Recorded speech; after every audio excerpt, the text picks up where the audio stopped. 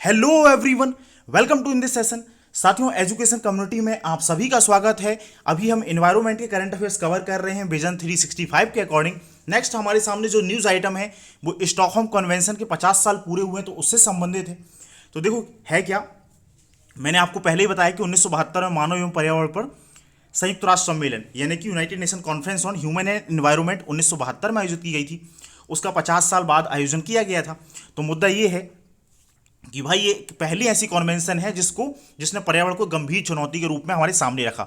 यहाँ पर एक टाइमलाइन बताई गई है कि भाई क्या क्या डेवलपमेंट इस कॉन्वेंशन के पीछे की स्टोरी क्या थी। 1965 में यूएस की साइंस एडवाइजरी कमेटी ने कार्बन उत्सर्जन को लेकर जो चुनौतियां उसके संबंध में उन्होंने बताया। फिर ये बताया कि भाई अगर इसी तरीके से CO2 का उत्सर्जन जारी रहेगा तो 2 डिग्री सेल्सियस तक एवरेज टेम्परेचर अर्थ का बढ़ जाएगा। उसके बाद 1968 में यूनाइटेड नेशन जनरल असेंबली जो है वो वैज्ञानिक साक्ष्यों के आधार पर जलवायु परिवर्तन पर चर्चा की गई। 19 यूएन जनरल असेंबली में पहली बार जो है 1968 में चर्चा करी गई। और फिर 1968 में ये डिसाइड किया गया कि भाई स्टॉकहोम में जो है स्वीडन ने जो है ये प्रस्ताव दिया कि भाई स्टॉकहोम में इसके लिए कन्वेंशन आयोजित किया जाए। तो ये इसकी पहले की रूपरेखा थी। अगर हम स्टॉकहोम कन्वेंशन से संबंधित कुछ तथ्यों की बात करें तो यहाँ पर दो चीज़ें थी। एक तो भाई इसकी थीम क्या थी, तो थीम रखी गई थी कि सभी के लिए समृद्धि, एक स्वस्थ पृथ्वी, हमारी जिम्मेदारी, हमारा अवसर। फिर दूसरा जो एक और मुद्दा है वो है स्टॉकहोम प्लस 50 का एजेंडा क्या था। तो इसका एजेंडा था कि भाई पृथ्वी की रक्षा के लिए अनुभव और पहलों को साझा करना, जितने भी हमारे अच्छे अनुभव हैं उनको साझा करना। और दूसरा कोविड-19 महामारी के बाद संधारणीय एवं समावेशी रिकवरी को वापस लेके आना।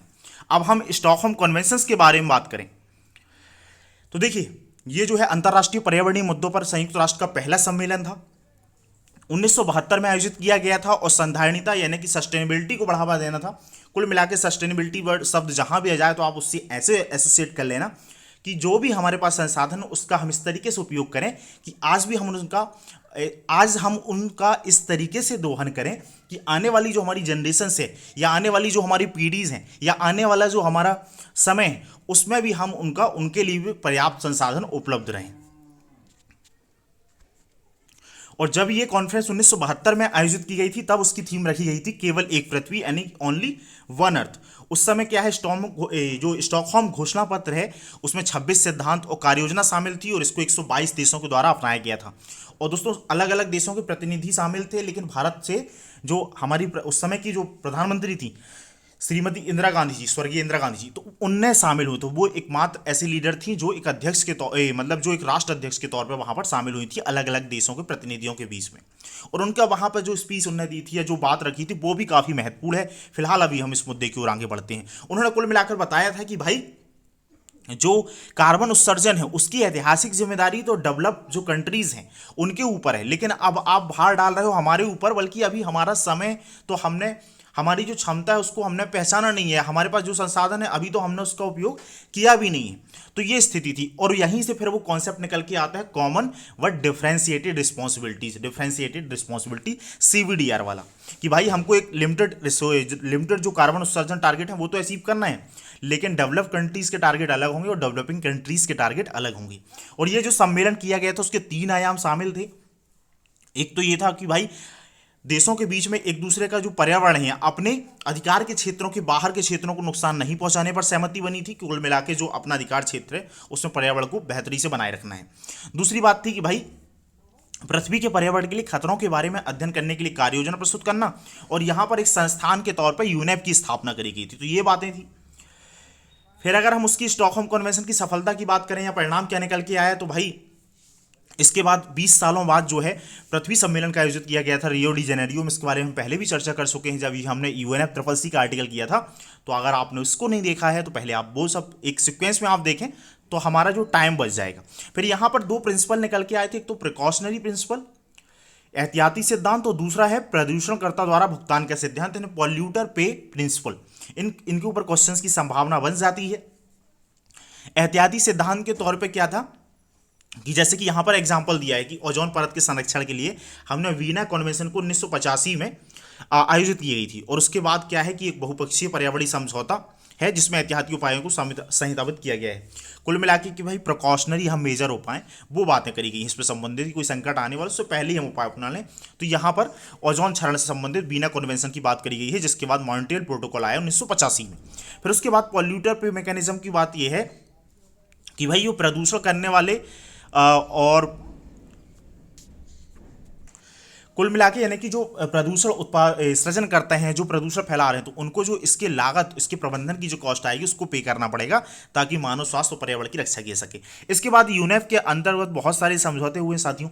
इसमें क्या है कि यहाँ से 1971 से लेकर 2013 तक, 1971 के रामसर कन्वेंशन ऑन वेटलैंड से लेकर 2013 का मिनामाटा कन्वेंशन, तो ये पूरे जितने भी कन्वेंशन हुए हैं इन सब के बारे में हमको पढ़ना पड़ेगा। तो इससे रिलेवेंट जो जो चीज़ें आएंगी हम उनको करते चलेंगे। अभी हम आगे बढ़ते हैं।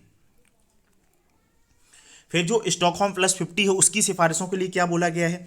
तो भाई ऐसे तो डायरेक्टली क्वेश्चन नहीं है, लेकिन अगर एक कॉमन स्टेटमेंट जब रहते हैं आपके पास, जनरल स्टेटमेंट, तब उसके लिए हेल्पफुल हो जाता है। तो यहाँ पर बोला गया है भाई कि मानव कल्याण को केंद्र में रखकर स्वस्थ पृथ्वी और सबकी समृद्धि के लिए काम करना है। फिर स्वच्छ, स्वस्थ और संधारणीय पर्यावरण को अधिकार के तौर पर मान्यता करना है, स्वीकृति प्रदान करनी है और उसे लागू करना है। उसके बाद एक स्वस्थ पृथ्वी को सुनिश्चित करने के लिए हमारी वर्तमान आर्थिक प्रणाली के काम करने के तरीके में बदलाव करना पड़ेगा और उच्च प्रभाव डालने वाले क्षेत्रों में रूपांतरण लाना पड़ेगा। यानी कि जैसे कार्बन ट्रांसफर टेक्नोलॉजी की हम बात करते हैं कि भाई कोयले से हम एनर्जी बनाए, उसकी अपेक्षा हम सोलर एनर्जी से जो है विद्युत बनाए या इलेक्ट्रिसिटी बनाए या फिर विंड एनर्जी से बनाए, तो उसके लिए टेक्नोलॉजी ट्रांसफर या एटॉमिक एनर्जी से, तो वो इंपॉर्टेंट है। ये मुद्दे बात की गई। नेक्स्ट हमारे सामने जो न्यूज़ आइटम है साथियों, वो मॉन्ट्रियल प्रोटोकॉल से संबंधित है।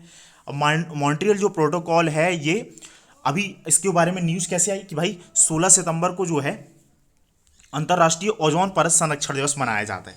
तो उसमें जो है Montreal protocol as the rate 50 पृथ्वी पर जीवन की रक्षा के लिए वैश्विक सहयोग, इस थीम के आधार पर जो इस साल ये मॉन्ट्रियल प्रोटोकॉल है उसको आयोजित किया गया।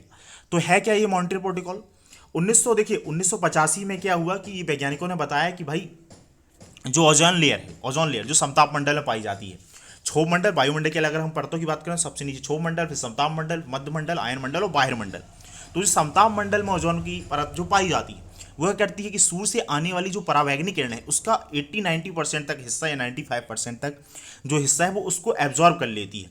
अदरवाइज क्या है, अगर आप अभी भी देखें, चाहे कोई भी सीजन हो, ठंडी हो, गर्मी, कुछ भी हो, अगर आप ऐसे ही भी अभी सन के सामने चले जाते हैं तो 1-2 घंटे अगर आप बैठेंगे तो वहाँ पर जो है सनबर्न टाइप की समस्या देखने को मिल सकती है। तो अगर यहाँ पर जो ओजोन लेयर है अगर वो नहीं रोकी जाए तो यहाँ पर बहुत घातक जो है हमारी स्किन जो है खराब हो सकती है। कैंसर, जो स्किन कैंसर है वो उसके लिए उत्तरदायी हो सकता है, या अलग अलग जो और भी प्राणी हैं उनके ऊपर काफ़ी घातक हो सकता है।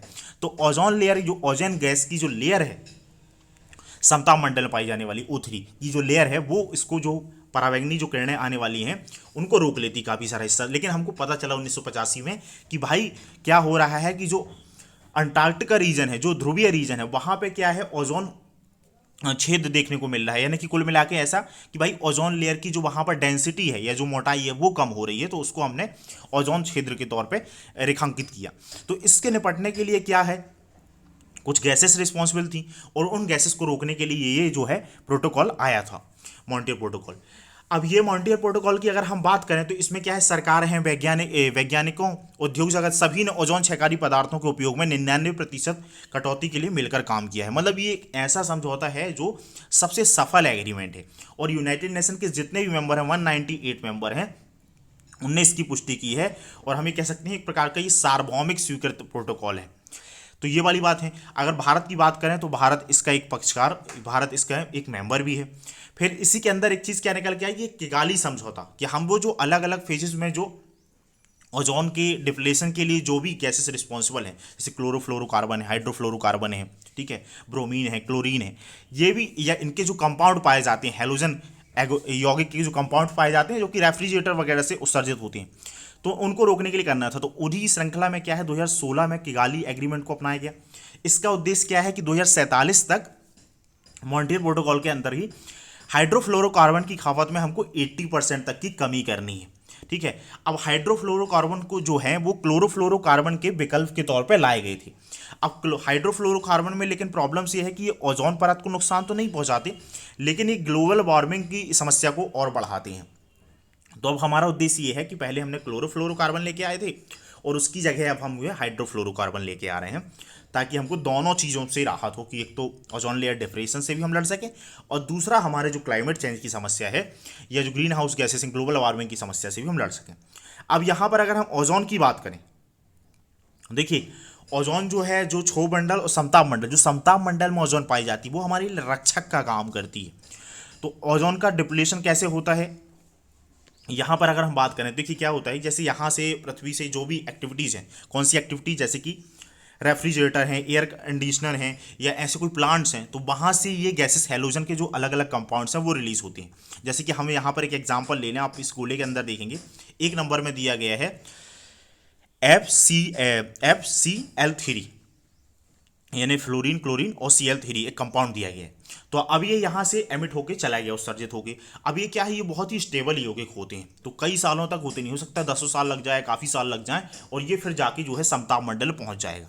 अब समताप मंडल में पहुँच जाएगा तो जब सूर्य की अल्ट्रावायलेट किरणें आती हैं तो वहाँ पे क्या होता है कि भाई जो ओजोन है O3 है, उसमें तो वो प्राकृतिक प्रक्रिया है जो उससे विघटन होती रहती है ओजोन, और निर्मित होती रहती है। लेकिन ये क्या करते हैं, जो क्लोरोफ्लोरोकार्बन्स वगैरह होते हैं, हैलोजेंस के यौगिक होते हैं, चाहे वो फ्लोरीन हो, क्लोरीन हो इत्यादि, ये जाके ये उत्प्रेरक का काम करते हैं। केमिस्ट्री में आपने पढ़ा हो कैटलिस्ट या उत्प्रेरक, तो ये उस प्रक्रिया को और ज़्यादा बढ़ा देते हैं। जैसे CaFCl3 है, ये जाके अल्ट्रावायलेट जब इसके ऊपर किरणें पड़ेंगी, वहाँ से परावैक्तनी किरणें आएंगी, तो ये क्या होगा कि इससे क्रिया करेगा O3 से, और वहाँ पर एक O का कंपाउंड बना देगा। फिर उसके बाद फिर और क्रिया करेगा, उससे ऑक्सीजन बन जाएगी, और ClO करके उस ऑर्गेनिक एक कंपाउंड बन जाएगा। फिर से ये क्रिया होगी, और फिर से जो है, फिर से मतलब ओजोन जो है उसका विघटन होगा और ClO का कंपाउंड बन जाएगा। तो इस तरीके से क्या होता है, पहले चरण में क्या होता है कि जो क्लोरोफ्लोरोकार्बन्स की जो अणु हैं वो क्लोरीन परमाणु को अलग कर देती हैं। अल्ट्रावायलेट जो रेज हैं जब उनके ऊपर पड़ती है तो ये अलग हो जाता है। फिर जो क्लोरीन परमाणु है वो ओजोन अणु को विखंडित कर देते हैं, जैसे कि मैंने आपको बताया, और इसी को हम बोलते हैं ओजोन परत में छेद होना या छिद्र होना। इसके बाद क्या है कि फिर तीसरे चरण में क्या होता है कि क्लोरीन मोनोऑक्साइड और ऑक्सीजन अणु का निर्माण होता है, और ये प्रक्रिया निरंतर चलती रहती है। तो जो प्राकृतिक ओजोन के विघटनकारी और निर्माण की प्रक्रिया है उसमें ये बहुत ही ज़्यादा उत्प्रेरक या कैटालिस्ट की तरह काम करती है। तो ये इसकी प्रोसीजर है। अब अगर हम ओजोन क्षयकारी रसायन की बात करें तो इसमें CFC शामिल है, एरोसॉल है, रेफ्रिजरेंट है, सॉल्वेंट्स हैं। फिर SCFS है, FC शामिल है, एरोसॉल है, रेफ्रिजरेंट है, सॉल्वेंट्स हैं। हेलोजेंस हैं जो अग्निशामक में उपयोग होते हैं, और मिथाइल ब्रोमाइड है जो कीटनाशक के तौर पे भी उपयोग होता है, क्योंकि इसमें जो हेलोजेंस यौगिक हैं जो हमारी पीरियोडिक टेबल्स के आखिरी से जो दूसरे कॉलम में आते हैं, तो उसमें ये जो तत्व शामिल हैं ये इसके लिए रिस्पॉन्सिबल होते हैं। फिर यहाँ पर अगर हम इसके प्रभाव की बात करें कि ओजोन जो परत है उसके क्षरण के प्रभाव क्या होते हैं, तो भाई कैंसर की समस्या हमने देखा, स्किन कैंसर की प्रॉब्लम्स है, या मोतियाबिंद के खतरे भी हैं, क्योंकि आंखों में जब ये अल्ट्रावायलेट रेडिएशन पड़ेंगी तो उसका बहुत ही डेंजरस इंपैक्ट देखने को मिलेगा। और मानव की जो प्रतिरक्षा प्रणाली है वो भी कमज़ोर हो सकती है। एग्रीकल्चर में जो प्रोडक्शन है वो भी कम पड़ सकता है, क्योंकि वहाँ पर भी जो जीन्स वगैरह जो कर रहे हैं तो उनके ऊपर तो इम्पैक्ट पड़ेगा, डायरेक्टली इम्पैक्ट पड़ेगा। छोटे छोटे जीव हैं उनके जो साइकिल है, बायोलॉजिकल साइकिल, वो डिस्टर्ब हो सकता है। तो ये सब प्रॉब्लम्स हो सकती हैं। फिर एक इंडेक्स की बात करी गई है यहाँ पर कि एक ओजोन क्षयकारी गैस सूचकांक है, तो ये किसके द्वारा जारी करता है, ये national oceanic and atmospheric administration जो है इसके द्वारा जारी किया जाता है। और ये क्या बताता है भाई कि जो ओजोन क्षयकारी क्लोरीन है, ब्रोमीन है, उसकी समग्र समताप मंडलीय जो सांद्रता की निगरानी करता है, और 1990 में इसकी शुरुआत करी गई। तो बस इतना याद रखना कि भाई ये इंडेक्स किस चीज़ के लिए है और कौन जारी करता है, बस हो गई बात। फिर इसके बाद अगर हम जो तीसरा हमारे सामने न्यूज़ आइटम है उसके में हम देखें कि भाई संयुक्त राष्ट्र महासागर सम्मेलन संबंधित है। तो हमारे सामने न्यूज़ ये है कि भाई जो द्वितीय संयुक्त राष्ट्र महासागर सम्मेलन है वो लिस्बन घोषणा पत्र के साथ समाप्त हुआ है, यानी कि लिस्बन में इसका आयोजन किया गया था। और इसकी जो थीम थी या जो शीर्षक था वो था भाई our ocean our future call for action. अब देखिए ये जो बड़े बड़े जो कन्वेंशंस हो रहे हैं ना, यहाँ पर बहुत सारी थीम्स वगैरह आ रही, तो आप उनकी तो याद रखिएगा, लेकिन ऐसे छोटे छोटे अगर ऑर्गेनाइजेशन है तो उनको तो हम इतना सारा फिर याद नहीं, तो आप बड़े बड़े ऑर्गेनाइजेशन है उनको याद रखिएगा। अदरवाइज हो सकता है आपको मैच करने को दे दिया और फिर बोला 2 सही है 3 सही है, तो कन्फ्यूजन हमको हो सकता है। तो यदि हम इस ओशन कॉन्फ्रेंस की बात करें तो भाई ये जो है केन्या और पुर्तगाल की सह मेजबानी में, यानी कि दो लीडर थे, को लीडरशिप में आयोजित किया गया था लिस्बन में। और जो पहला यूएनओसी है वो 2017 में न्यूयॉर्क में आयोजित किया गया था, जो कि फिजी और स्वीडन के द्वारा आयोजित किया गया था। अब अगर हम इसके बारे में बात करें कि क्या निष्कर्ष निकल के आए हैं, तो देखिए ऐसे कोई बड़ा एजेंडा तो नहीं, लेकिन कॉमन कॉमन चीज़ें हैं। इनने बात करी है भाई, जो कॉन्फ्रेंस है वो ओशन के ऊपर आयोजित की गई है, तो ओशन से जुड़ी जो जो भी कंजर्वेशन करने के लिए चीज़ें होंगी उससे संबंधित प्रस्तावों की इनने बात करी होगी। जैसे इनने बोला कि भाई तटीय जो स्वच्छ समुद्र अभियान की प्रतिबद्धता उसके प्रति दोहराई है कि भाई हम उसको स्वच्छ बनाए रखेंगे। उसके बाद भारत ने यहीं पर ये भी बोल दिया कि भाई हम सिंगल यूज जो प्लास्टिक है उस पर प्रतिबंध लगाने की दिशा में भारत ने काम, भारत यहाँ पर भी काम कर रहा। कई बार ये होता है कि जैसे आप सिटीज़ में देखते हैं कि भाई सिटीज़ में जैसे क्या हो रहा है कि ई रिक्शा वगैरह आ रहे हैं, तो आप इनसे कनेक्ट कीजिए। तो फिर अगर आप ऐसे सोचना चालू करें कि अच्छा भाई पॉलिसी लेवल में ये हो रहा है, इंटरनेशनल लेवल में हमारा उस उद्देश्य यही कार्बन उत्सर्जन कम करना है, हम अपने शहर में देख रहे हैं भाई कि जो ऑटो चलते थे उसके यहाँ ई रिक्शे आ रहे हैं। तो ये इस तरीके से अगर आप कनेक्ट कर पाएंगे तो एक बड़ी पिक्चर देख पाएंगे और आपको लिखने में भी प्रॉब्लम्स नहीं होगी और याद करने में भी प्रॉब्लम नहीं होगी। फिर कुछ और कॉमन चीज़ों की बात करें तो भाई विज्ञान आधारित नवाचार कार्रवाइयों की बात करी है, सतत विकास लक्ष्य जो 14 है, जल के नीचे जीवन, कुल मिला के कॉमन कॉमन चीज़ें हैं जहाँ पर भी जल संरक्षण हो सकता है उस सब चीज़ों में इस पर बात करी गई है। तो ये वाली चीज़ें हैं, इसमें मतलब कुछ भी ऐसा नहीं है। फिर लास्ट में एक फैक्चुअल इन्फॉर्मेशन है जहाँ पर क्वेश्चन बनने की संभावना बन जाती है कि भाई ये state of the ocean report है, ये यूनेस्को ने अपनी रिपोर्ट इसमें इसी जो सम्मेलन किया गया था उसमें जारी करी है। और 2030 तक समुद्री संरक्षित क्षेत्रों के भीतर वैश्विक महासागर के कम से कम 30% भाग का संरक्षण या सुरक्षा और अन्य प्रभावी क्षेत्र आधारित संरक्षण उपायों की बात करिए। कुल मिला के जो ओशन जो रीजन है उसको 30% कंजर्वेशन क्षेत्र के अंतर्गत लाना है, ये उद्देश्य है। फिर इसके बाद नेक्स्ट जो हमारा न्यूज आइटम है, नेक्स्ट जो न्यूज आइटम है वो है innovation road map of the mission integrated bio refineries. तो है क्या कि भाई भारत ने अपना global clean energy action forum में अपना जो IRMIB जो लॉन्च करने की घोषणा करी है। तो सबसे पहले हम देखते हैं कि IRMIB जो है ये मिशन इनोवेशन के अंतर्गत जारी 7-8 मिशनों में से एक मिशन है। तो सबसे पहले हम मिशन इनोवेशन के बारे में देखते हैं। देखिए मिशन इनोवेशन का उद्देश्य है कि दुनिया भर को स्वच्छ ऊर्जा, स्वच्छ बहनीय और आकर्षक सभी के लिए स्वच्छ बहनीय आकर्षक और सभी के लिए सुलभ बनाने की वैश्विक पहल है। एनर्जी जो है सबके लिए क्लीन है, अफोर्डेबल है, एक्सेसिबल है, ये एनर्जी कुल मिला के प्रोवाइड करनी है। और अनुसंधान और विकास और प्रदर्शन जो है R&D जो सेक्टर है उसमें कार्रवाई और निवेश को प्रोत्साहन करना है। इसके अंतर्गत जो अलग अलग मिशन शामिल हैं उसमें भाई कार्बन डाइऑक्साइड रिमूवल के लिए एक मिशन है, जीरो एमिशन शिपिंग के लिए एक मिशन है, ग्रीन पावर्ड फ्यूचर के लिए एक मिशन है, क्लीन हाइड्रोजन के लिए मिशन है। इसी तरीके से मिशन इंटीग्रेटेड बायो रिफाइनरीज जो है इसका एक मिशन है, मिशन इनोवेशन का हिस्सा है।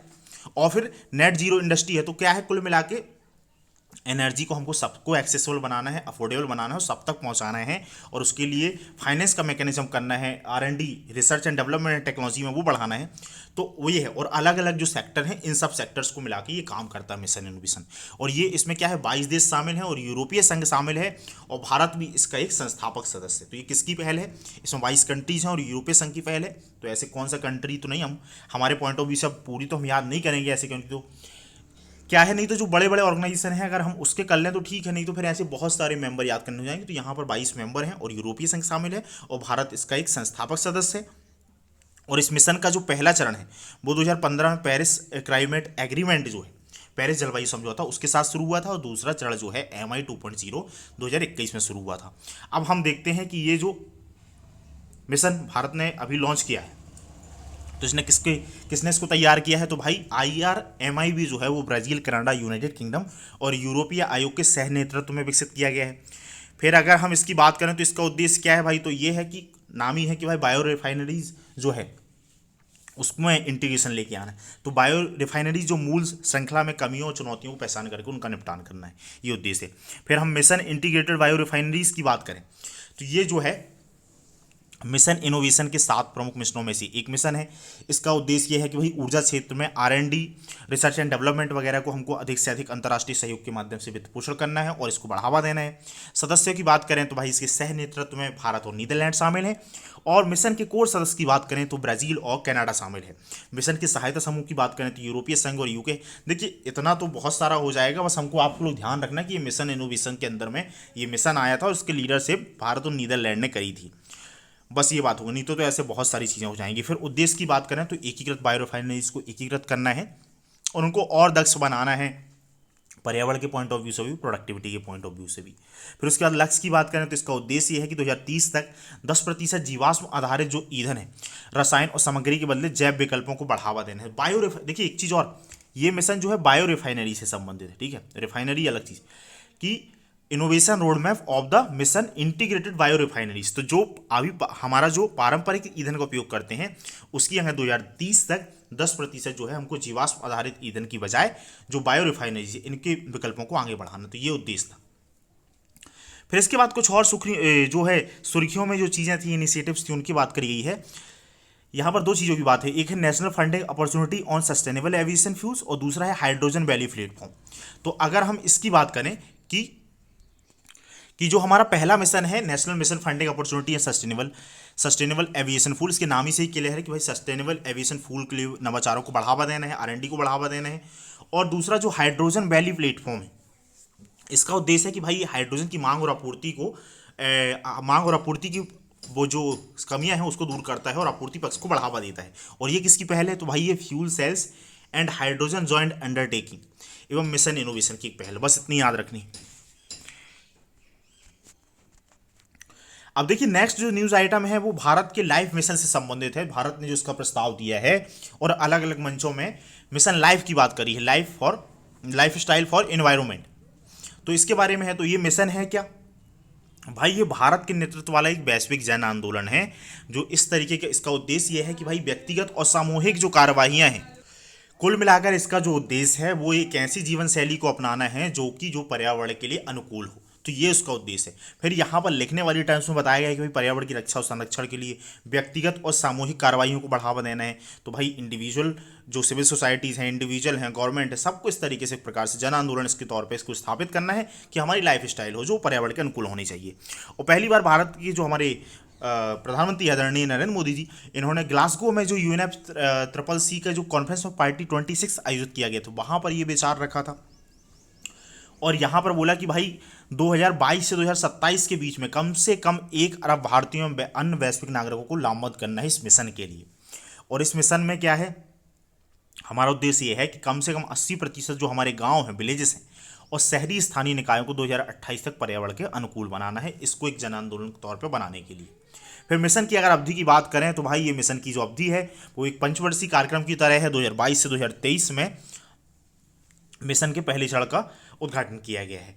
फिर इसके बाद को है इसके क्रियान्वयन की बात करें तो पहले वर्ष में इसका जो क्रियान्वयन है वो तो नीति आयोग देखेगा। उसके बाद फिर ministry of environment, forest and climate change है वो इसके बदलावों के साथ इसको लागू करेगी। विजन की बात करें तो भाई एक ऐसी जीवन शैली को अपनाना है जो हमारे ग्रह के अनुकूल हो, पृथ्वी ग्रह के अनुकूल हो। इसमें बात करिए कि ऐसे लोगों को प्रो प्लेनेट पीपल्स कहा जाता है जिनकी लाइफ स्टाइल ऐसी है जो पर्यावरण के लिए बढ़ावा देने वाली हो, ना कि उसको नुकसान पहुंचाने वाली हो। फिर ये प्रो प्लेनेट पीपल का जो कॉन्सेप्ट है वो भी हमारे प्रधानमंत्री जी ने वर्ल्ड इकोनॉमिक फोरम की जो दावोस में जो ये डिस्कशन फोरम जो आयोजित किया जाता है हर साल, तो उसका 2022 में जो आयोजित किया गया था तो उसमें ये प्रस्ताव रखा था। जैसे कुछ एग्जांपल्स की बात करें हम यहाँ पर, जैसे ऊर्जा की बचत की बात करिए तो भाई यहाँ पर इस मिशन के अंदर हम क्या करेंगे, LED जो बल्ब है उसका उपयोग को बढ़ावा देंगे, सार्वजनिक परिवहन जो प्रणाली है उसका उपयोग करेंगे। जैसे जल की बचत करना है तो भाई हम जो खुली जो सिंचाई प्रणाली होती है उसकी जगह हम जो है ड्रिप सिंचाई को अपनाएंगे ताकि हमारा ज़्यादा से ज़्यादा हम वाटर का कंजर्वेशन कर सकें। तो इस तरीके फिर वर्षा जल संचयन के लिए हम तकनीकें अपनाएंगे, रूप टेप वाटर कंजर्वेशन को हम बढ़ावा देंगे। तो इस तरीके से और भी इन पहलों की बात करी गई है। थोड़ा सा आप ये चीज़ें देख लेना जितने भी यहाँ पर 7 पॉइंट्स कार्रवाइयों की सूची बताई गई है। नेक्स्ट जो न्यूज़ आइटम है हमारे सामने वो यूरोपियन यूनियन के कार्बन बॉर्डर एडजस्टमेंट्स मैकेनिज्म से संबंधित है, एडजस्टमेंट मैकेनिज्म से संबंधित है कि भाई एक प्रकार का ये कार्बन टैक्स है जो यूरोपियन यूनियन के द्वारा आरोपित किया जाएगा। इसको हम कई बार कार्बन टैक्स भी बोल देते हैं। तो देखिए, अगर मैं सिंपल शब्दों में इसका मतलब बताऊं तो देखिए है क्या कि यूरोप में कोई भी नॉर्म्स जो है बहुत सख्ती से लागू होते हैं। तो जो एनवायरमेंट जो उत्सर्जन लक्ष्य है कार्बन के, वो भी वहाँ पे सख्ती से लागू होते हैं। इसी तरीके से राइट टू प्राइवेसी का इशू है, वो भी वहाँ पे सख्ती से लागू होता है। और यूरोपियन यूनियन की ऐसी पहलों को लेकर यूपीएससी क्वेश्चन पूछता रहा है, इसलिए ये टॉपिक हमारे लिए काफ़ी इंपॉर्टेंट है। और इस वाले टॉपिक में तो क्या है, भारत इससे डायरेक्ट इन्फ्लुएंस हो रहा तो और ज़्यादा इंपॉर्टेंट बन जाता है। इसका उद्देश्य कुल मिलाकर ये है, या किस तरीके से मैकेनिज्म काम करता है कि भाई हमारे यहाँ पर क्या है कि जैसे यूरोपियन यूनियन ने फिक्स किया कि भाई जो भी कोई भी उत्पाद अगर हम पैदा कर रहे हैं, तो वहाँ पर से अगर जो कोई भी उत्पाद हमने बनाया, मान लो सीमेंट हमने बनाई, तो वहाँ से कुछ क्वांटिटी में कार्बन का उत्सर्जन हुआ होगा। तो यूरोपियन यूनियन ने उसके लिए नॉर्म फिक्स किया है कि हमारे यहाँ पर हम इतना कार्बन टैक्स उस उत्पाद के ऊपर लेंगे। लेकिन क्या होता है कि डेवलपिंग कंट्रीज वगैरह में कम टैक्स लगता है। तो यूरोपियन यूनियन ने बोल दिया कि भाई अगर यूरोप में वो कोई सामान आ रहा है, तो फिर हम जितना कम टैक्स लगाए है, जो भी डिफरेंस आया है, हम उसको कार्बन टैक्स के तौर पर उसको लगाएंगे और उसको हम बोलेंगे कार्बन बॉर्डर एडजस्टमेंट मैकेनिज्म बोलेंगे। अब मैं आपको अगर इसी मैगजीन की भाषा में बताऊं तो भाई ये यूरोपियन जो यूनियन है उसकी एक पहल है। एक चीज़ और, जो सेक्टर हैं जो अलग अलग, मैंने जैसे आपको अभी सीमेंट का एग्जांपल दिया था, तो इसमें लो इस्पात है, सीमेंट है, फर्टिलाइजर है, एल्यूमिनियम, बिजली और हाइड्रोजन जैसे कार्बन गहन उत्पादनों पर ये कर लगाया जाएगा। मतलब ऐसे सेक्टर जहां पर ज़्यादा कार्बन का उत्सर्जन होता है वो लगाया जाएगा। इसका उद्देश्य वही है भाई कि जो यूरोपियन यूनियन में जो टैक्स लग रहा है और दूसरी जगह जो टैक्स लग रहा है, उस डिफरेंस को ख़त्म किया जाए और असल में जो है हम कार्बन उत्सर्जन लक्ष्य को प्राप्त करें। और ये इसका ये भी है कि भाई जो कार्बन बॉर्डर एडजस्टमेंट मैकेनिज्म है, ये फिट फॉर 55 इन 2030 पैकेज का हिस्सा है। मतलब ये यूरोपियन यूनियन का एक विजन है कि 2030 तक ग्रीन हाउस गैसों के उत्सर्जन को 1990 के स्तर की तुलना 55% तक कम करना है। तो ये उस उद्देश्य के लिए इस तरीके काम कर रहे हैं। फिर अगर हम इसके मैकेनिज्म की बात करें कि ये कैसे काम करेगा, तो ये कार्बन बॉर्डर एडजस्टमेंट मैकेनिज्म जो यहाँ पे क्या हुआ कि यूरोपीय संघ के जो आयातक द्वारा है, वो जो भी कोई उत्पाद मान लो खरीदते हैं किसी और दूसरे देश के, यूरोपीय संघ के बाहर से कहीं से भी कोई भी उत्पाद वो खरीदते हैं, क्योंकि अगर यूरोपियन यूनियन में वो उत्पाद बनेगा तो वो तो पहले ही कार्बन टैक्स वहाँ पर पर्याप्त मात्रा में ले लिया गया है। तो वहाँ पर अगर वो कोई भी उत्पाद खरीदते हैं बाहर से, तो उनको एक कार्बन प्रमाण पत्र खरीदना पड़ेगा। अब इसमें प्रमाण पत्र खरीदना पड़ेगा कि हाँ भाई हमने इतने % जो है इसमें हमने कार्बन उत्पाद टैक्स जो है दे दिया है। अब ऐसा हुआ कि अगर वो उत्पाद मान लो भारत से कहीं से गया है, पाकिस्तान से गया है, ब्राज़ील, साउथ अफ्रीका, कहीं से भी गया है, और उसमें कुछ टैक्स कार्बन टैक्स पहले ही ले लिया गया, तो वो डिफरेंस देखा जाए कितना है और उसके बाद उनको उतना भुगतान करना पड़ेगा। फिर यहाँ पर कुछ शब्दावली दी है जो हमारे लिए काफ़ी इंपॉर्टेंट हो जाती है कि कार्बन बॉर्डर टैक्स क्या है। तो भाई एक प्रकार का ये कार्बन उत्सर्जन कर है। कुल मिला के प्रति, जैसे कोयले का मूल्य है ना, तो हम उसका मूल्य थोड़ा सा ज़्यादा रखते हैं। वो इसलिए रखते हैं कि जो कार्बन उत्सर्जन हो रहा तो उसकी लागत वसूली जाए। तो वो कार्बन बॉर्डर टैक्स जो है वो एक प्रकार का कार्बन उत्सर्जन टैक्स है। फिर ये जलवायु संबंधी जो कठोर नीतियों वाले देशों द्वारा आयातित वस्तुओं पर लगाया जाता है, वही कार्बन टैक्स है। कुल मिला के क्या है कि जो डेवलप्ड कंट्रीज हैं वो चाहते हैं कठोरता से हम इसका अनुपालन करें। उसका उद्देश्य क्या है भाई कि समान प्रतिस्पर्धा को सुनिश्चित करना है, अन्यथा जो यूरोपियन यूनियन के जो निर्माण करते हैं प्रोडक्ट्स की, उनको लॉस हुआ, क्योंकि उनने मान के चलो कि एक पर केजी या पर टन जो कार्बन का उत्सर्जन हुआ, पर टन कोयले का यूज़ हुआ, तो उसमें उनने ज़्यादा टैक्स दिया होगा और उतने ही कोयले के उपयोग पर भारत ने कम टैक्स दिया होगा, भारत की कंपनी ने। तो उसको मैकेनिज्म को भी फिक्स करना है और एक प्रकार से प्रतिस्पर्धा को भी बढ़ाना है, स्वस्थ प्रतिस्पर्धा को। लेकिन इस चक्कर में क्या है कि जो डेवलपिंग कंट्री से जो भी सामान जाएगा, तो अभी क्या है, ये इसके आधार पे इनको फिर इनका एक्सपोर्ट जो है वो कम होगा। तो इसलिए जो है, जो भारत है, साउथ अफ्रीका, ब्राज़ील है, ऐसे देशों ने इसका ये विरोध भी करते हैं। फिर कार्बन लीकेज की बात करें तो कार्बन लीकेज क्या है भाई, तो कंपनी के द्वारा जलवायु संबंधी कम कठोर नीतियों वाले देशों में अपनी उत्पादन गतिविधियों को स्थानांतरित करने के लिए कार्बन लीकेज कहा जाता है। देखो है क्या कि जैसे अगर कोई यूरोप में फैक्ट्री लगाएगा तो उसको ज़्यादा सख्त मानदंड जो है अपनाने पड़ेंगे। तो उसकी वजह से वो कंपनी वाले क्या करते हैं, वो अपनी जो उत्पादन गतिविधियां हैं वो डेवलपिंग कंट्रीज में स्थापित कर देते हैं। इसको हम कार्बन लीकेज कहते हैं, कार्बन जो उत्सर्जन पैमानों से बचने के लिए। जैसे कि यूएस में होता है, तो यूएस में एक होता है एक चीज़ कि भाई कम टैक्स कम देने के लिए वो अपनी जो प्रोडक्शन एक्टिविटीज़ हैं या लागत को कम रखने के लिए वो चाइना, वियतनाम, इंडिया वगैरह में शिफ्ट कर देते हैं। तो वो चीज़ है, ये कार्बन लीकेज जो शब्द है इससे ऊपर पूछा सकता है, तो ये आप याद रखना। इसके बाद फिर अगर हम आगे बढ़ें तो हमारे सामने जो न्यूज़ आइटम है वो अंतर्राष्ट्रीय सौर गठबंधन से संबंधित है। यदि हम ये अंतर्राष्ट्रीय सौर गठबंधन की हाल ही में मीटिंग हुई थी और उसमें सोलर फैसिलिटी को मंजूरी दी गई है, तो हम इसके बारे में बात करें कि भाई ये सोलर फैसिलिटी क्या है। तो ये क्या है, ये एक प्रकार का भुगतान तंत्र है का निर्माण करता है, और इसका उद्देश्य है कि जो सोलर परियोजनाएं हैं उनके लिए इन्वेस्टमेंट को बढ़ाया जाए और उसके लिए प्रोत्साहन मिले। तो इसके सोलर फैसिलिटी के दो कंपोनेंट हैं, एक सोलर भुगतान गारंटी कोष है और दूसरा है सौर बीमा कोष है। तो इनका उद्देश्य क्या है कि भाई ऐसे जैसे जैसे कोई अफ्रीकन कंट्री है, अब वहाँ पर क्या है, वो सोलर परियोजनाएं लगाना तो चाहते हैं ताकि क्लीन एनर्जी को बढ़ावा हो, लेकिन उनको फंड्स नहीं मिल रहे हैं। तो अगर वो कोई जो ऋण लेते हैं तो उसके लिए गारंटी प्रोवाइड करी जाएगी इस फंड के माध्यम से। इसी प्रकार से क्या है, इसी प्रकार से क्या है कि जो सोलर परियोजनाएं हैं या कोई भी परियोजनाएं हम लगाते हैं तो वहां पर इंश्योरेंस भी होता है। तो जब तक वो रेवेन्यू नहीं जनरेट करती हो परियोजनाएं, तब तक के लिए जो है ये एक प्रकार से इंश्योरेंस की फैसिलिटी के लिए भी सौर बीमा कोष जो है काम करेगा। तो ये दोनों जो हिस्से हैं ये सोलर फैसिलिटी के हिस्से हैं। कुल मिला के इसका काम ये है कि ज़्यादातर जो इंटरनेशनल सोलर अलायंस की जो कंट्रीज़ हैं और उनके पास फंड्स नहीं आ रहे तो वहाँ पर बढ़ावा दिया जाए। हमारे लिए इंटरनेशनल सोलर जो अलायंस है ये काफ़ी इंपॉर्टेंट हो जाता है। तो अगर हम इसकी बात करें तो ये एक प्रकार का अंतर सरकारी संगठन है, यानी विभिन्न देशों की सरकारों ने इसको मिलकर बनाया हुआ है। तो विभिन्न देशों की सरकारों ने इसमें पार्टिसिपेट किया हुआ है, और ये एक प्रकार से भारत और फ्रांस की संयुक्त रूप पहल के तौर पे इसको लॉन्च किया गया। तो कब लॉन्च हुआ, 2015 में जब पेरिस क्लाइमेट एग्रीमेंट जब साइन हुआ, यूएनएफसीसीसी की जो कॉन्फ्रेंस ऑफ पार्टीज की मीटिंग होती, तो वहीं पर इसको भारत और फ्रांस के द्वारा लॉन्च किया गया था। इसका उद्देश्य है टूवर्ड्स 1000 रणनीति द्वारा निर्देशित है। तो ये टूवर्ड्स 1000 किससे संबंधित, तो आईए से संबंधित है। अब ये है क्या भाई टूवर्ड्स 1000, तो सौर ऊर्जा जो सोलर एनर्जी के लिए जो हमको समाधान लेके आना है, उसमें हमको $1 बिलियन का 2030 तक इन्वेस्टमेंट जुटाना है, जो हमको सोलर परियोजनाएं स्थापित करनी है। फिर यहाँ तक हमको भाई लक्ष्य है कि 2030 तक 1000 मिलियन लोगों तक हमको ऊर्जा को पहुँचाना है, क्लीन एनर्जी को बढ़ावा देना पहुँचाना है यहाँ तक। फिर उसके बाद 1000 गीगावाट की सौर ऊर्जा क्षमता का स्थापित करना है, ये इसको उद्देश्य है। अगर वर्तमान में हम मेंबर की बात करें तो वर्तमान में इसके 92 सदस्य हैं आईएसए फ्रेमवर्क के अंतर्गत, जिन्होंने इस पर हस्ताक्षर किए और इसकी पुष्टि करी है। फिर कुछ और अगर हम तथ्यात्मक जानकारी देखें तो यहाँ पे क्या है, संयुक्त राष्ट्र महासभा के 2021 में आईएसए को एक पर्यवेक्षक का दर्जा दे दिया गया है कि आईएसए जो है यूएन जनरल असेंबली की जो भी मीटिंग है वहाँ पर पर्यवेक्षक के तौर पर शामिल हो सकता है। फिर यहाँ पर आईएसए जो महासभा है निर्णय लेने वाली एक शीर्ष संस्था है, उसके 110 सदस्य हैं। आईएसए की सदस्यता जो है संयुक्त राष्ट्र के सभी सदस्यों के लिए ओपन है, कोई भी जो यूनाइटेड नेशन का मेंबर है वो इसका सदस्य बन सकता है। कुछ पहलों की बात करें कि आईएसए के अंडर में कौन सी पहलें स्टार्ट करी गई हैं, तो ये एक solar technology and application resource centre है, ये इसका शुभारंभ किया गया था।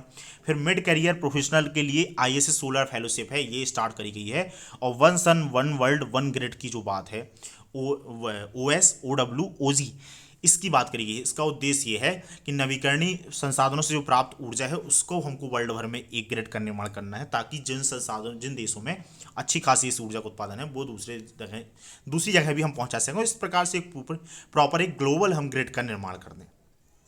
तो ये बातें हैं। फिर यहाँ पर क्या है कि इसका ये पूरा की पूरी ये जो पहले स्टार्ट हुआ था, इसका उद्देश्य ये था कि भाई जो अफ्रीका के जो अंडर सर्व्ड मार्केट्स हैं, ज़रूरतमंद बाजार जो हैं वहाँ पर, जहाँ पर अभी ज़रूरत है और उनका दोहन हुआ नहीं है, मतलब पर्याप्त सोलर परियोजना वहाँ पे लगे नहीं है, तो उसके लिए निजी पूंजी को, निजी इन्वेस्टमेंट को बढ़ावा देना है। इसी समिट में ये भी हुआ, आईएस की महासभा जो आयोजित की गई थी आईएसए की, कि भारत और फ्रांस को अध्यक्ष और सह अध्यक्ष के तौर पर फिर से चुन लिया गया है। कुछ और संबंधित पहलू की अगर हम बात करें यहाँ पर, तो यहाँ पर एक चीज़ है कि भाई जो आईएसए है और इंटरनेशनल सिविल एविएशन ऑर्गेनाइजेशन, इनके बीच में एक एग्रीमेंट जो है साइन किया गया। अब देखिए इससे संबंधित क्वेश्चन लास्ट ईयर पूछा भी गया, यहाँ पर अंतर्राष्ट्रीय कोचीन एयरपोर्ट की बात करिए, तो इसलिए हमारे लिए ये चीज़ें इंपॉर्टेंट हो जाती हैं। दूसरा है अंतर्राष्ट्रीय विमानन संगठन के बारे में हम इसी आर्टिकल में देख रहे हैं कि ये कहाँ से आया।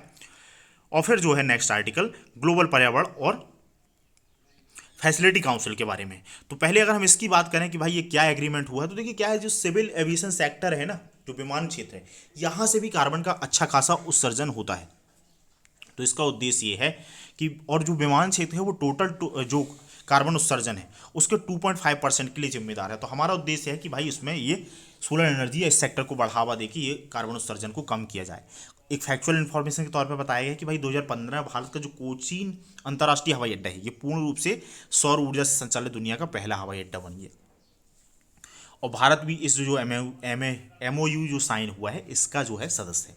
फिर हम अंतर्राष्ट्रीय नागर विमान संगठन की अगर हम बात करें तो भाई ये जो संगठन है ये अंतर्राष्ट्रीय नागर विमान पर जो कॉन्वेंशन है उसके तहत स्थापित हुआ था, जिसको हम शिकागो कॉन्वेंशन के तौर पर भी जानते हैं।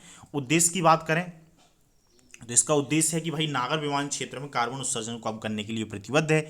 इसके मुख्यालय की बात करें कि ICAO का मुख्यालय कहाँ है, तो कनाडा के क्यूबेक प्रांत में है।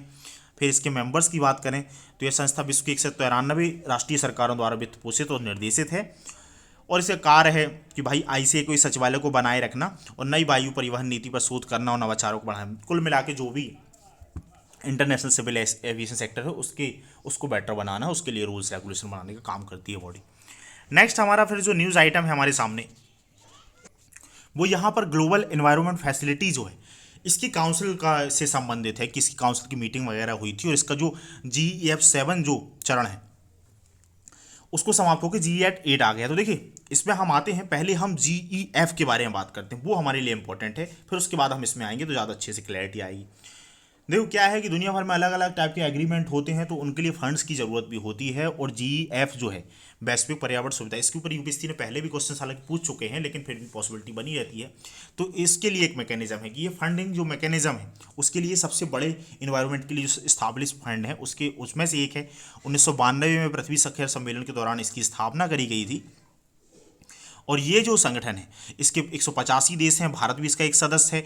और ये जो 5 बड़ी कॉन्वेंशन है, एक UNCBD संयुक्त राष्ट्र जलवायु विविधता कॉन्वेंशन, फिर UNFCCC जलवायु परिवर्तन पर संयुक्त राष्ट्र फ्रेमवर्क, फिर carbon persistent Stockholm convention on persistent organic pollution, स्थायी कार्बनिक प्रदूषकों पर स्टॉकहोम कन्वेंशन इस पे, और फिर मरुस्थलीकरण के लिए जो है संयुक्त राष्ट्र सम्मेलन है UNCCD, और मिनामाटा कन्वेंशन और पारा के लिए जो मिनामाटा कन्वेंशन है 2015 में जो आया, तो इनके लिए जो है फंड मुहैया कराने का काम ये करता है। और जो GEF है इसके द्वारा और भी जो कुछ स्मॉल जो छोटे फंड हैं वो प्रबंधित किए जाते हैं, जैसे कि स्पेशल क्लाइमेट चेंज फंड है और लीस्ट डेवलप्ड कंट्रीज फंड है। इसके अलावा जो है मॉन्ट्रियल प्रोटोकॉल है, global ship ballast water treaty है, UN law of the sea treaty है, नोवन के लिए मार्पोल ट्रीटी है, इन सब के लिए भी ये काम करता है, उन सबको भी इसी प्रकार से समर्थन प्रदान करता है। बाकी ये जो 5 फंडिंग मैकेनिज्म है 5 ऑर्गेनाइजेशन के लिए फंडिंग प्रोवाइड करता है। अब अगर हम इसके साइकिल की बात करें तो देखिए इसकी एक काउंसिल होती है जो कि इसकी जो काउंसिल होती है वो इसको रेगुलेट करने का काम करती है कि ये फंड वगैरह कैसे यूज़ होगा या कहाँ पर खर्च किए जाएंगे। तो जो GEF परिषद है, काउंसिल है, ये इसकी एक प्रशासनिक बॉडी है जो इसको देखती है, फंड का मैनेजमेंट देखती है। इसमें टोटल 32 सदस्य होते हैं। और ये जो GEF के हमने देखे यहाँ पर कि ऑलमोस्ट यहाँ पर 185 सदस्य, इसमें से 32 सदस्य जो है चुनित किए जाते हैं। अब इसमें से कितने सदस्य डेवलप कंट्रीज होते हैं, कितने डेवलपिंग कंट्रीज, ये तो इंपॉर्टेंट नहीं है हमारे लिए। फिर यही काम की चीज़ थी कि ये बॉडी जो है ये काम करती है और इसकी बैठक जो है वर्ष में 2 बार की जाती है। और इसका काम है कि भाई ये कार्य योजना की समीक्षा करती है, स्वीकृति प्रदान करती है और सर्वसम्मति से निर्णय लेती है जहाँ पर भी फंड्स वगैरह इन्वेस्टमेंट किए जाने हैं या परियोजनाओं को देखना है कि कहाँ इन्वेस्ट किया है, क्या कुछ किया जाने की ज़रूरत है, कहाँ पर और इन्वेस्टमेंट किए जाने की ज़रूरत है, कहाँ पर हमको फंड्स बढ़ाने हैं, घटाने हैं, जो भी कुछ करते हैं, तो ये इसका काम करती है। अब होता क्या है कि इस फंड में क्या है 4-4 साल का एक मैकेनिज्म चलता है। तो इसकी जो 62वीं मीटिंग है वो GEF7 की अंतिम बैठक होगी, जो GEF7 है ये 4 साल के लिए। फिर अब जो है इसको ये खत्म हो जाएगा और फिर ये वित्त पोषण का जो अगले 4 साल के लिए साइकिल है वो GEF8 के तौर पे स्टार्ट हो जाएगा। तो ये इसकी पॉसिबिलिटी तो कम है, जो काम की बात थी वो हमने यहाँ पर देख ली है। GEF7 के निम्नलिखित कार्य हैं, तो भाई कॉमन ही बातें होंगी। इन कन्वेंशन के बारे में हमने जो कुछ भी पढ़ा है कि भाई हरित शहरों का निर्माण के लिए बढ़ावा देना है, वन्य जीवों की रक्षा के लिए बढ़ावा देना है, प्लास्टिक प्रदूषण से निपटने के लिए काम करना है, तो ये जनरल स्टेटमेंट होते हैं और ये general statement most of the time पे पॉजिटिव होते हैं और सही होते हैं। तो इसलिए हम इनको पर्टिकुलर याद करने के लिए आपसे देखते नहीं है। हालांकि अगर आप फर्स्ट अटेम्प्ट वाले हैं तो इनको पढ़ें ताकि आप याद नहीं रख पाएंगे, नहीं तो फिर इससे जुड़े देखिए 2 और फंड्स हैं यहाँ पर। अभी हमने देखा था कि जो स्पेशल क्लाइमेट चेंज फंड है और लीस्ट डेवलप्ड कंट्रीज फंड है, अल्प विकसित देश कोष है, और जो विशेष जलवायु परिवर्तन कोष है, ये जो है ये भी जो है GEF जो फैसिलिटी आती है उसके अंडर आते हैं। तो इन दोनों फंड्स के बारे में देख लेते हैं हम। देखिए अगर पहले हम SECF की अगर हम बात करें तो इस फंड का उद्देश्य क्या है भाई कि ये जो है अनुकूलन, पर्यावरण हस्तांतरण और क्षमता निर्माण, ऊर्जा परिवहन, उद्योग, कृषि वानिकी, अपशिष्ट प्रबंधन, आर्थिक विविधीकरण, इनके लिए इनके वित्त पोषण के लिए 2001 में स्थापित किया था। तो ये एक फंड है। फिर इसके बाद क्या है 2022 और 2026 की अवधि के लिए जीएफ की एक नई जलवायु परिवर्तन अनुकूलन रणनीति को भी ये जो है उस पर सहायता के लिए काम करता है। तो इसमें क्या है कि लघु द्वीपीय विकासशील देशों के अनुकूलन संबंधी आवश्यकताओं को समर्थन करना और प्रौद्योगिकी हस्तांतरण, नवाचार और निजी क्षेत्र की भागीदारी को मजबूत करना। तो कुल मिला के जो हमने ऊपर बात करी ये काम करता है। 2001 में इसको स्थापित किया गया था और ये किसके अंडर में आता है, तो ये GEF जो हमारा फंडिंग मैकेनिज्म है उसके अंदर में आता है। फिर उसके बाद जो है दूसरे साइड अगर हम देखें लीस्ट डेवलप्ड कंट्रीज फंड की अगर हम बात करें तो ये 2001 में स्थापित किया गया था। ये भी जो है 2001 में ही स्थापित किया गया था। इसका उद्देश्य क्या था कि भाई जो डेवलपिंग कंट्रीज हैं उनकी जो जलवायु परिवर्तन के लिए जो एडॉप्टेशन है, जलवायु एडॉप्टेशन के लिए जो प्रयास हैं उनको इस जो है बढ़ावा देने हैं। और यहाँ पर क्या है, और ये जो लीस्ट डेवलपमेंट कंट्रीज हैं तो यहाँ पर जो राष्ट्रीय अनुकूलन कार्रवाई कार्यक्रम है इसकी तैयारी और कार्यान्वयन के वित्त पोषण के लिए एकमात्र मौजूदा निधि यहाँ पर उपलब्ध है। और अल्प विकसित देशों के लिए वर्क प्रोग्राम और राष्ट्रीय अनुकूलन योजनाओं वगैरह को बढ़ावा देने।